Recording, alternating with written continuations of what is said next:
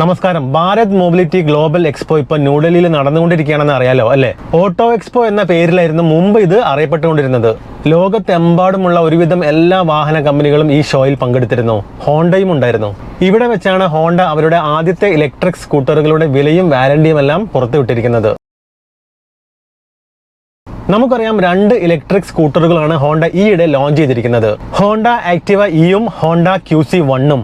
ഈ രണ്ട് മോഡലുകളും ഡിസൈനിന്റെ കാര്യത്തിൽ ഒരേപോലെ തന്നെയാണെങ്കിലും ആക്ടിവ ഇയിൽ സ്വാപ്പബിൾ ബാറ്ററി ടെക്നോളജിയും അതേപോലെ QC1ൽ ഫിക്സ്ഡ് ബാറ്ററിയുമാണ് കൊടുത്തിരിക്കുന്നത്. ആക്ടിവ ഇയുടെ കാര്യത്തിലേക്ക് വരികയാണെങ്കിൽ 1.5 kWh രണ്ട് ലിഥിയം അയൺ സ്വാപ്പിംഗ് ബാറ്ററി പാക്കുകളാണ് കൊടുത്തിരിക്കുന്നത്. മൊത്തത്തിൽ 3 kWh. ഹോണ്ട തന്നെ നിർമ്മിക്കുന്ന ഈ ബാറ്ററിക്ക് അവർ നൽകിയിരിക്കുന്ന പേര് മൊബൈൽ പവർ പാക്ക് എന്നാണ് കേട്ടോ. ഈ രണ്ട് ബാറ്ററികളിൽ നിന്നും 102 കിലോമീറ്റർ റേഞ്ചാണ് കമ്പനി വാഗ്ദാനം ചെയ്യുന്നത്.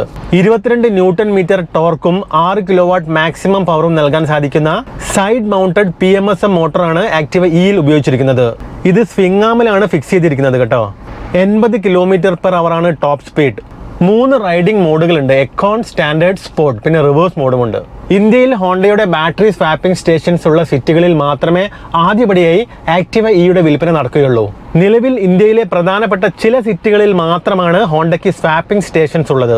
ഈ വർഷാവസാനമാകുമ്പോഴേക്കും കൂടുതൽ സിറ്റികളിൽ ഹോണ്ട സ്വാപ്പിംഗ് സ്റ്റേഷൻസ് കൊണ്ടുവരുമെന്നാണ് അറിയിച്ചിരിക്കുന്നത്.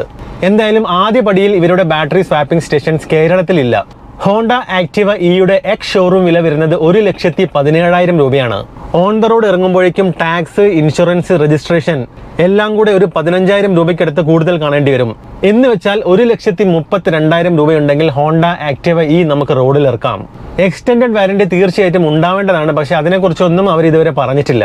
ആക്ടിവ ഇക്ക് ഇത്രയും വിലയുള്ളത് കൊണ്ട് തന്നെ ഇതിലുള്ള രണ്ട് സ്വാപ്പബിൾ ബാറ്ററിയും നമ്മുടെ സ്വന്തമായിരിക്കും. ഇത് ബാസ് ആയിരിക്കില്ല, അതായത് BAAS battery as a service ആയിരിക്കില്ലെന്നർത്ഥം. അടുത്ത 5-10 വർഷത്തിനുള്ളിൽ പുതിയ ബാറ്ററി ടെക്നോളജി ഒന്നും വന്നിട്ടില്ലെങ്കിൽ വളരെ നല്ല രീതിയിൽ വിജയിക്കാൻ സാധ്യതയുള്ള ഒരു ടെക്നോളജിയാണ് ഈ ബാറ്ററി സ്വാപ്പിംഗ്. പക്ഷേ എല്ലാ കമ്പനികളും ഒന്നിച്ച് നിൽക്കണമെന്ന് മാത്രം. അതായത് നിലവിലുള്ള ഫിക്സ്ഡ് ബാറ്ററി മോഡൽ വണ്ടികൾ നിലനിർത്തിക്കൊണ്ട് തന്നെ ഓലയായാലും ഏഥർ ആയാലും ഐക്യൂബ് ആയാലും ചേതക് ആയാലും പുതിയൊരു സ്വാപ്പബിൾ ബാറ്ററി മോഡൽ വണ്ടി ഇറക്കണം. വിടയ്ക്ക് പിന്നെ സ്വാപ്പബിൾ തന്നെയാണല്ലോ.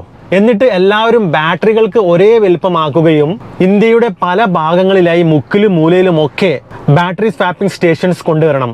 എന്നിട്ട് നമ്മൾ പല ബാങ്കുകളുടെയും ATM കാർഡുകൾ ഒരേ മെഷീനിൽ തന്നെ സ്വൈപ്പ് ചെയ്ത് ക്യാഷ് എടുക്കുന്നത് പോലെ തന്നെ ഈ ബാറ്ററി പരസ്പരം എല്ലാ ചാർജിംഗ് സ്റ്റേഷനുകളിൽ നിന്നും സ്വാപ്പ് ചെയ്യാൻ സാധിക്കണം. ഒറ്റ വാക്കിൽ പറഞ്ഞാൽ യൂണിവേഴ്സൽ ബാറ്ററി സ്വാപ്പിംഗ് ടെക്നോളജി കൊണ്ടുവരണം. അതോടുകൂടി നമുക്ക് കന്യാകുമാരി മുതൽ കാശ്മീർ വരെ ഇലക്ട്രിക് ഇരുചക്ര വാഹനങ്ങളിൽ വളരെ ഈസി ആയിട്ട് സഞ്ചരിക്കാൻ സാധിക്കും. ഇനി നമുക്ക് ഇന്ത്യയിൽ മുഴുവൻ ഇറങ്ങാൻ പോകുന്ന ഹോണ്ട QC1ന്റെ ഡീറ്റെയിൽസ് നോക്കാം. 1.5 kWh ഫിക്സ്ഡ് ബാറ്ററി പാക്കാണ് ഈ സ്കൂട്ടറിൽ കൊടുത്തിരിക്കുന്നത്. ഒരു ഫുൾ ചാർജിൽ 80 കിലോമീറ്റർ റേഞ്ചാണ് കമ്പനി വാഗ്ദാനം ചെയ്യുന്നത്. ഈ ബാറ്ററിയുടെ 80% നമുക്ക് 4.5 മണിക്കൂർ കൊണ്ട് ചാർജ് ചെയ്യാൻ സാധിക്കും. 1.8 കിലോവാട്ട് മാക്സിമം പവർ നൽകാൻ സാധിക്കുന്ന BLDC ഹബ് മോട്ടറാണ് QC1ൽ ഉപയോഗിച്ചിരിക്കുന്നത്. എക്കോ, സ്റ്റാൻഡേർഡ് എന്നീ 2 റൈഡിംഗ് മോഡുകളും റിവേഴ്സ് മോഡും കൊടുത്തിട്ടുണ്ട്. 50 km/h ആണ് ടോപ്പ് സ്പീഡ്. QC1ൽ നമുക്ക് 26 ലിറ്ററിന്റെ ബൂട്ട് സ്പേസ് ലഭിക്കുന്നുണ്ട്. പക്ഷേ ആക്ടിവ ഇയിൽ നമുക്ക് ബൂട്ട് സ്പേസ് ലഭിക്കില്ല, കാരണം സ്വാപ്പബിൾ ബാറ്ററി അവിടെയാണ് ഇരിക്കുന്നത്. പിന്നെ ഡിസ്പ്ലേയുടെ കാര്യത്തിലേക്ക് വരുമ്പോൾ QC1ൽ 5 ഇഞ്ചസിന്റെ LCD ഡിസ്പ്ലേ ആണെങ്കിൽ ആക്ടിവ ഇയിൽ 7 ഇഞ്ചസിന്റെ TFT ഡിസ്പ്ലേ ആണ് കൊടുത്തിരിക്കുന്നത്. ഹോണ്ട QC1 ഇന്ത്യയിൽ വിജയിക്കും, അതുപോലെ തന്നെ വിൽപ്പനയിൽ 1ാം സ്ഥാനത്തെത്തും എന്ന് പറഞ്ഞുകൊണ്ടൊരു വീഡിയോ ഞാൻ ഈ ഇടയ്ക്ക് ചെയ്തിട്ടുണ്ടായിരുന്നു. ആ ഒരു വീഡിയോയ്ക്ക് താഴെ ഒരുപാട് നെഗറ്റീവ് കമന്റ്സ് ആയിരുന്നെങ്കിലും കുറെ പേര് പോസിറ്റീവ് കമന്റ്സും ചെയ്തിട്ടുണ്ടായിരുന്നു. ഹോണ്ട QC1ന്റെ അതേ കാറ്റഗറിയിൽ വരുന്ന മറ്റുള്ള ഇലക്ട്രിക് ഇരുചക്ര വാഹനങ്ങളുമായിട്ട് താരതമ്യപ്പെടുത്തി നോക്കുമ്പം പവറും അതുപോലെ തന്നെ സ്പീഡും ഒക്കെ ലേശ കുറവാണെന്നുള്ള കാര്യം സത്യം തന്നെയാണ്. പക്ഷെ നമ്മൾ ഒരിക്കലും ഇതുകൊണ്ട് ഓഫ് റോഡ് മല കയറാൻ പോകുന്നില്ല, അതുപോലെ തന്നെ ഒരു റേസിങ്ങിനൊന്നും പോകുന്നില്ല അല്ലേ. സിറ്റിയിലെ ഉപയോഗത്തിന് വേണ്ടി മാത്രമുള്ള ഒരു സ്കൂട്ടറാണെന്നാണ് കമ്പനി തന്നെ പറയുന്നത്.